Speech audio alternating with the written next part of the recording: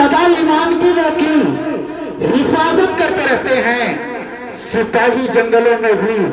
इआनत करते रहते हैं, और हवा भी उनके कच्चे घर से आहिस्ता गुजरती है, हवा भी उनके कच्चे घर से आहिस्ता गुजरती है, दिए की रोशनी में जो तिलावत करते रहते हैं, दिए की रोशनी में जो तिलावत करते रहते हैं। अजीज़ान मुहतरम, अल्लाह रब्बुल इज्जत की तारीफ और तौसीफ के बाद अगर कोई जात है कि उसकी तारीफ की जाए तो वो मदनी करीम सल्लल्लाहु अलैहि वसल्लम की जात गिरामी है, जिसके लिए शायर कहता है कि मोहम्मद न होते तो कुछ भी न होता। इससे मालूम होता है कि अगर अल्लाह रब्बुल इज्जत को उस हस्ती का वजूद इस जमीन पर उनको उतारना मकसूद न होता तो इस पूरी कायनात को नूर मैसर हुआ न होता। उसी के सदक़े में हुआ है, जिसके लिए शायर कहता है कि सारी दुनिया के सुखनवर भी इकट्ठे होकर एक सुन्नत की भी तौसीफ नहीं कर सकते,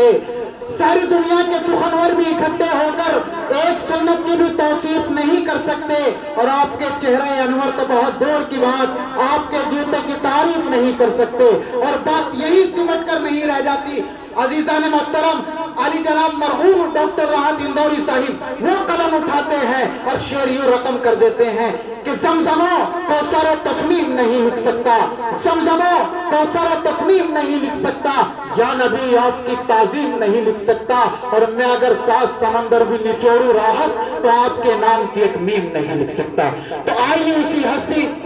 की शान में नजराने अक़ीदत पेश करने के लिए अब मैं आपके दरमियान एक ऐसे नौजवान शायर को आपके दरमियान पेश करने की जसारत कर रहा हूँ जो माशाअल्लाह और शायराना अंदाज में अलग पहचान रखते हैं, जो माशाअल्लाह जिनका शायराना अंदाज और शायराना मैदान में ये पहला कदम है। एक यानी गुज़िश्ता साल वो हमें मैसर हुए थे। यकीन जानिए उनके हौसले को मैं सलाम करता हूँ कि जब वो चाहे तो गजलिया मैदान हो या नातिया महफिल हो, जब वो माइक पर होते हैं तो उड़ते परिंदे उनके कलाम को सुनने के लिए रुक जाया करते हैं। अजीज़ान मोहतरम, मैं बड़े ही अदब के साथ, बड़े ही एहतराम के साथ मेरे रफीक मोहतरम, अजीज मोहतरम और छोटे भाई आली जनाब सादिक समर सल्लल्लाहु, मैं बड़े ही अदब के साथ, जिन्हें दुनिया अदब बड़े ही अदब से आली जनाब सादिक समर सल्लल्लाहु के नाम से याद करती है, मैं इन 4 मिसरों की रोशनी में आवाज दे रहा हूँ कि ऐ जाने वफा